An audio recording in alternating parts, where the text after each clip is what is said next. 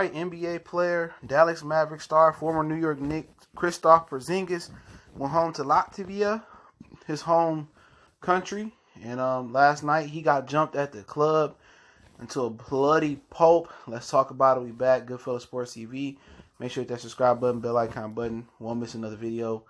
And yes, Porzingis, got jumped, and apparently it's a little video. I'm gonna link the article link and the video link in the description. Check it out. He got jumped because apparently a group of, Russian fans got mad that he switched from the New York Knicks to the Dallas Mavericks, and that's what they saying, that it happened over the team switch. We know he got a case that he's going through right now, so I don't know exactly how that case is working out for him, but apparently, he ain't too worried about nothing, in my French Montana voice, if he out here partying and clubbing and enjoying his off season. He had a torn ACL, I think 2 seasons ago. He took this off season off, told the Knicks he no longer wanted to be a part of their franchise.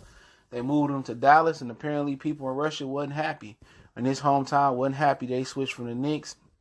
And maybe they didn't want to have to purchase a new Kristaps Porzingis jersey. The Knicks jersey was worthless now, or whatever it may be. But it's just the number of athletes and music entertainers that's going home and that's losing their life or getting in trouble going home.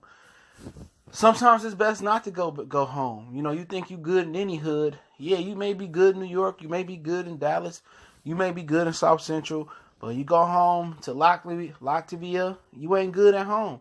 That's the one hood you ain't good in. The one hood that you grew up in, the one hood or neighborhood that you didn't get back to is the same neighborhoods you should fear the most. And once again, we learning from Jimmy Wapo, the Pittsburgh rapper that was about to blow.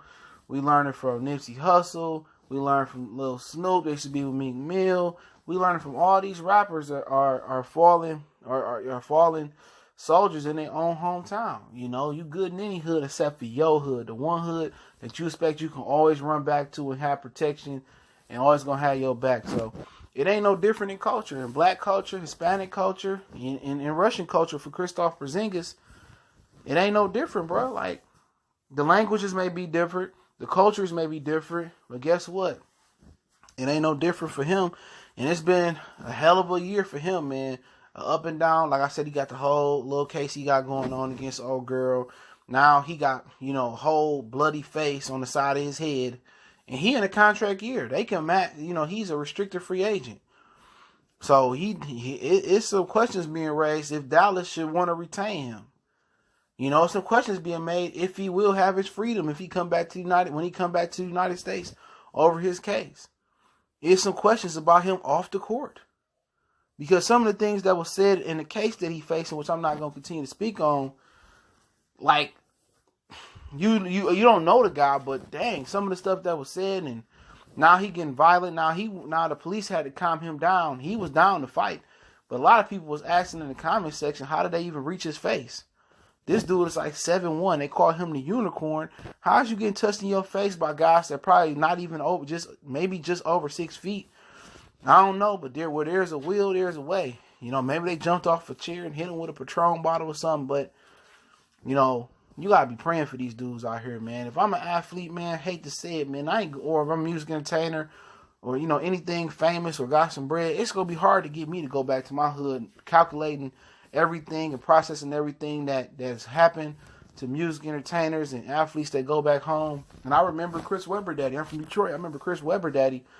He was about to play for the Pistons between the Pistons and the Sacramento Kings. His daddy told him, don't even come back home. Ain't nothing but trouble. He played in Sacramento later in his career.